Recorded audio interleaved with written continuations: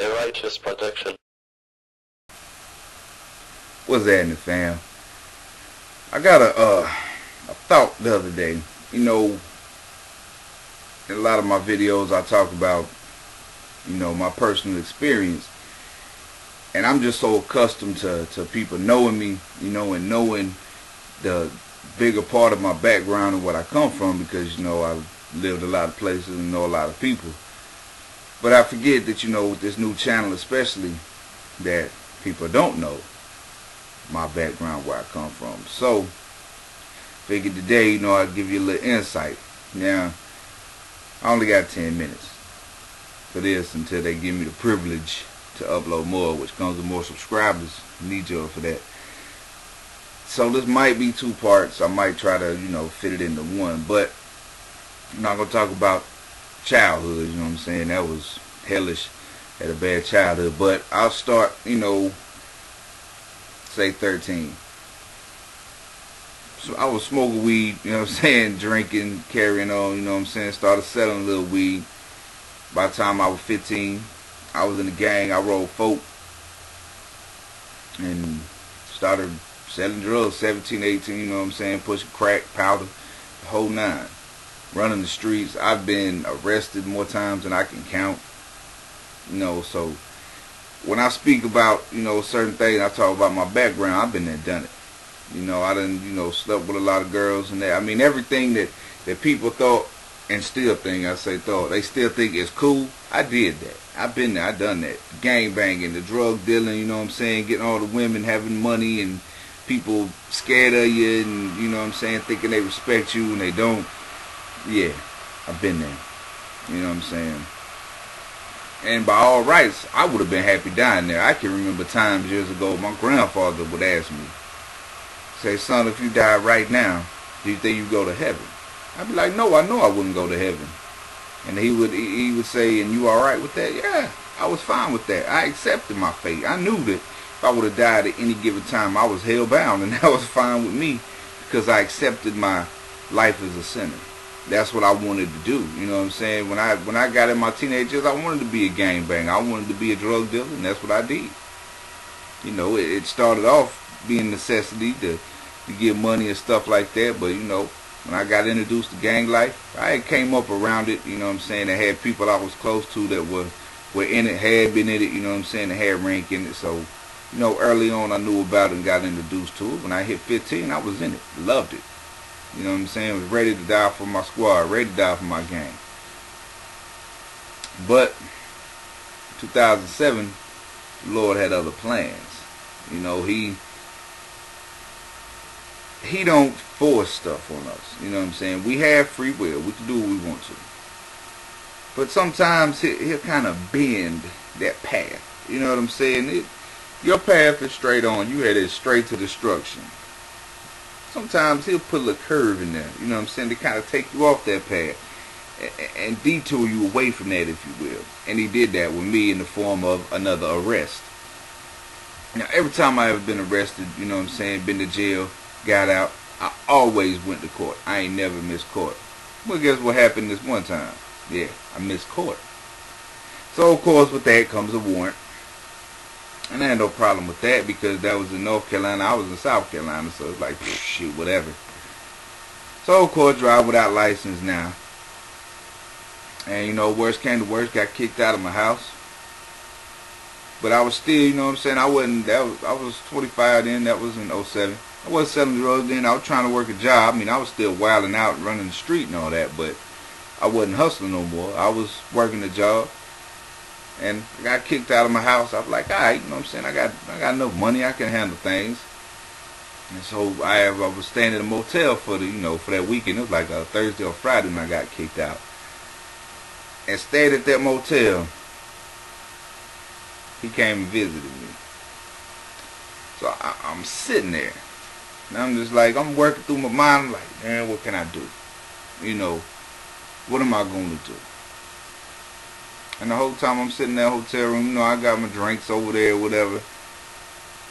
He's right there with me, and he's telling me, give me a chance. Just give me a chance. That's how the Lord was telling me, give him a chance. And it wore down on me. I said, you know what? Alright, here's the deal. I was in Greer.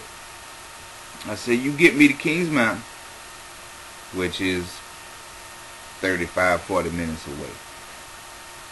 I said, I go to my grandparents' house. I said, but I better not see not one police. Because had the police got behind me, hit the lights, it would have been on the news because I wasn't going to stop. They was going to have to kill me. I was committed to that. I got my car and I drove. I didn't see not one police. Went to that was on a Friday. Went to my homeboy house. That Friday night, you know what I'm saying?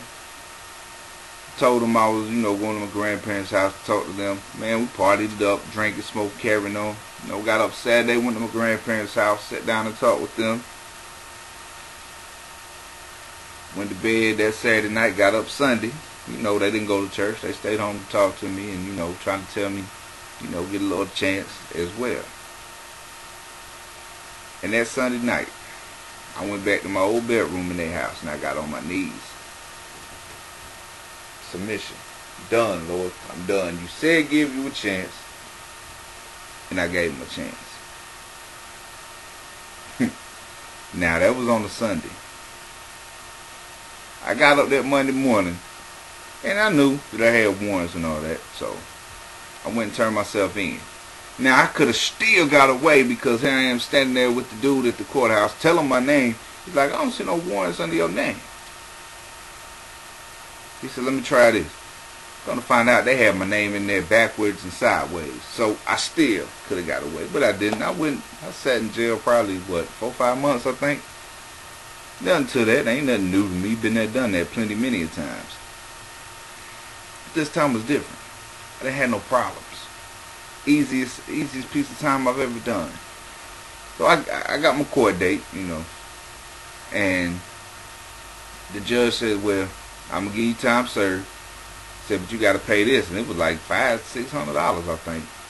And I'm like, and I told my attorney, I'm like, man, I don't have that no more. He was like, well, look, I'm gonna just tell the judge that you're paid $200 by the end of the day, and by the end of the month you finish it out because you don't want to go back to jail.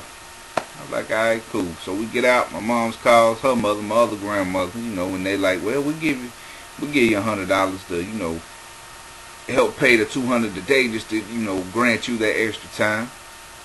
And I go back to Kings Mountain to see if I can get that other, I had I think I said $50, $75 or so, to see if I can get that other little bit of money from them.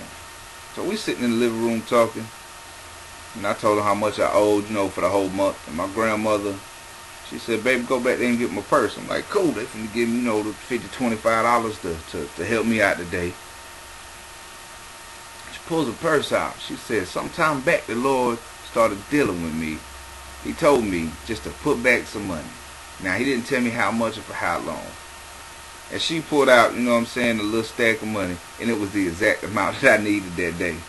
Praise God, the exact amount. Now, you tell me, I don't care what nobody says. You can't tell me God ain't real, and that he don't exist, and that he don't look out for us. She had the exact amount. So, long story short, I went and paid it money.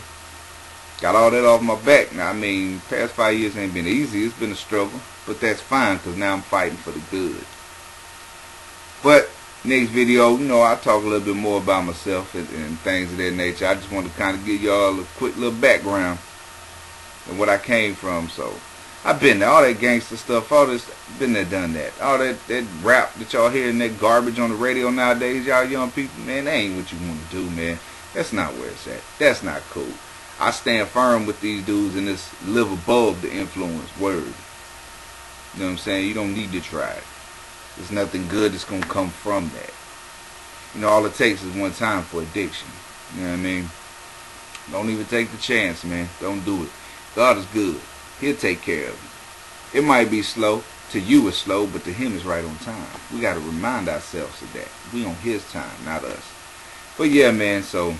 that way now when you hear me talk about, been there, done that and things, you got a little bit, a better picture, so to speak. You understand. So, make sure to tell a friend, man, sub, like, rate, comment, all that good stuff. You know what I'm saying? And if you sub to my gaming channel, my tagline, baby, keep it real, live righteous.